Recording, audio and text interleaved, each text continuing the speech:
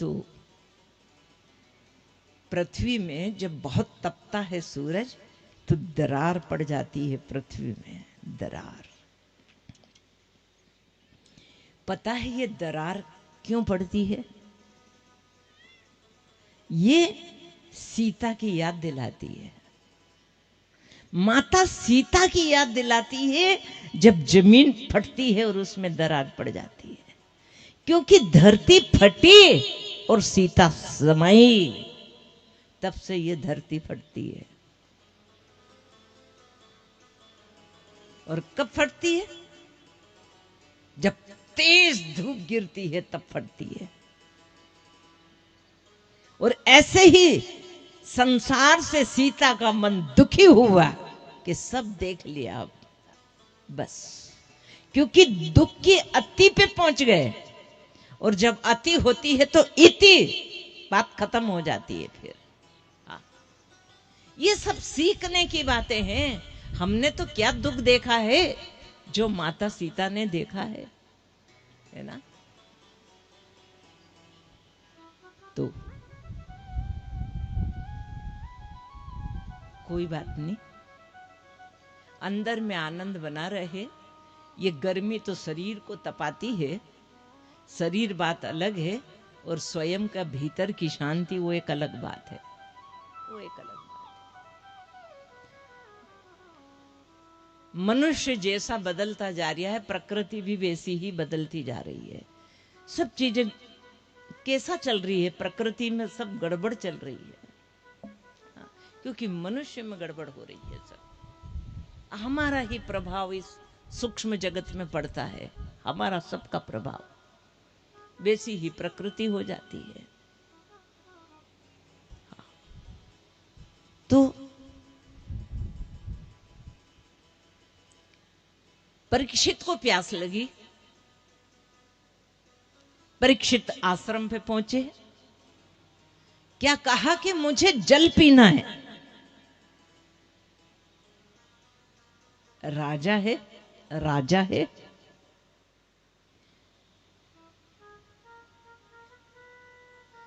और वो भी किसको आदेश दे दिया? संत को, एक ऋषि को। और ऋषि कहाँ है? ऋषि ध्यान में है। ऋषि को तो पता ही नहीं कौन क्या कह रहा है। अरे मुझे पानी पीना है, ऋषि फिर भी ध्यान में, उनको नहीं सुनाई दिया। अरे मुझे प्यास लगी है, लेकिन ऋषि ध्यान में है, परमात्मा के ध्यान में है, फिर भी नहीं सुना। अब राजा का तो रुतबा होता ही है। क्या किया आप सब जानते हैं। इसलिए विधि विधान से पाठ चल रहा है, आप सत्संग सुन लो। मरा हुआ सांप गले में डाल दिया।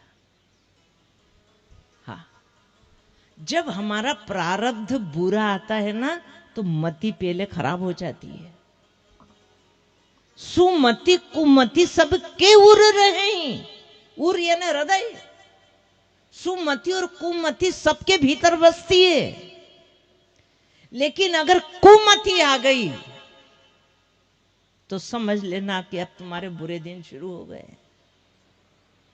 और सुमति आ गई तो समझ लेना कि अब तुम्हारा जीवन में सारी चीजें बदलाव आएगा। सब बदलने वाली चीजें हैं,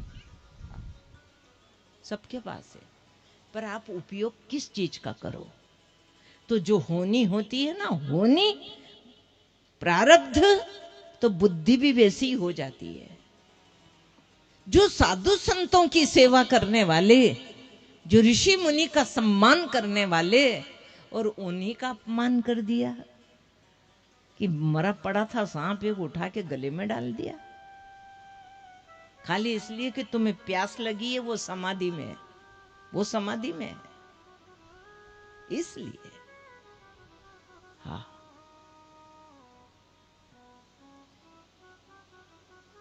वो थोड़ा सा नियंत्रण करते, हो सकता कुछ न कुछ हो जाता।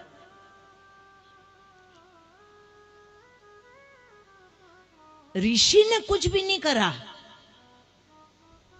किसी ने जाके बोल दिया उनके पुत्र से जो नदी पे स्नान करने गए थे, शमी, उनसे बोल दिया, उनके पुत्र से, कि तुम्हारे पिता का अपमान किया है परीक्षित ने। बता दी घटना। वो स्नान करते करते ही उनने नदी से जल ले लिया, वो संकल्प कर लिया, वो संकल्प छोड़ दिया कि मेरे पिता का अपमान करने वाला 7वें दिन उसे तक्षक डसेगा। अच्छा, 7वें दिन मरेगा ऐसा भी नहीं बोला, 7वें दिन तक्षक डस लेगा ऐसा बोला। तो अब आपको समझ में आया कि तक्षक का नाम लिया तो फिर क्या है, कोई ना कोई प्रारब्ध है, वैसा ही प्रारब्ध है। हाँ, ऋषि के मुंह से वही निकलता है जो तुम्हारे साथ होने वाला होता है। श्राप नहीं देते हैं, लगता है कि श्राप दिया, लेकिन जो होने वाला है वो पहले से बता दिया ताकि तुम कुछ न कुछ उपाय कर लो। अच्छा, अचानक ऐसा होता तो क्या परीक्षित सुखदेव जी के चरणों में जाके बैठते? क्या नहीं बैठते ना, वो तो घटना घट जाती। अब समझ में आया आपको श्राप का मतलब? श्राप यानी सावधान कर दिया जीव को कि ये होगा तुम्हारे साथ। अच्छा, अगर ये होगा तो आप अपना कर्म में थोड़े सा बदलाव लाएंगे कि नहीं लाएंगे? लाएंगे ना फिर उसमें बदलाव। संत एकनाथ के पास कोई व्यक्ति आया, संत एकनाथ ने कह दिया 7वें दिन तेरी मृत्यु। ओरे ओरे ओरे, 7वें दिन मेरी मृत्यु? वो घर गया, पड़ोसी से लड़ाई थी, उससे जाके क्षमा मांगी, जय राम जी की, जय राम जी की। हाँ, 7 दिन एक बुरा शब्द नहीं बोला, एक के ऊपर क्रोध नहीं किया, एक को गाली नहीं दी, किसी से झगड़ा नहीं किया, नहीं तो चलते ही रहता था 7 दिन। और 8वें दिन पहुंचा वो संत एकनाथ के पास। उनने कहा क्या आप भी झूठ बोलते हैं? क्या फरिश्ते भी गुनाह करते हैं? हम संसारी लोग झूठ बोलते हैं, क्या तुम भी झूठ बोलते हो? बोले नहीं, मैं तो ये कहना चाहता हूं कि तेरे 7 दिन कैसे निकले।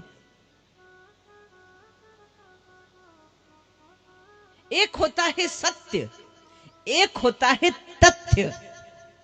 एक बहुत मोटी महिला थी, यहां तो भगवान की कृपा है, आप काम इतना करती हैं, खेती बाड़ी घर बाहर सबका, यहाँ मोटापा नहीं है, पर शहर में आपके जैसा कोई दिखे ही नहीं, पतला पतला कोई कोई दिखे, सब मोटापा।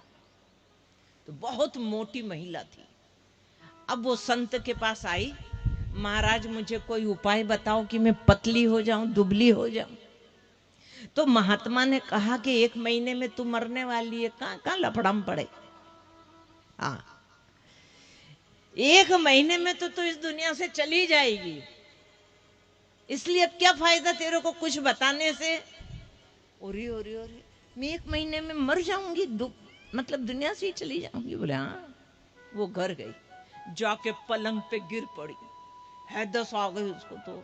अरे 1 महीने में तो मैं मर जाऊंगी, खाना छूट गया, पीना छूट गया, इतना बहुत थोड़ा सा खाए तो खा ले, सब घर के लोग बोले तो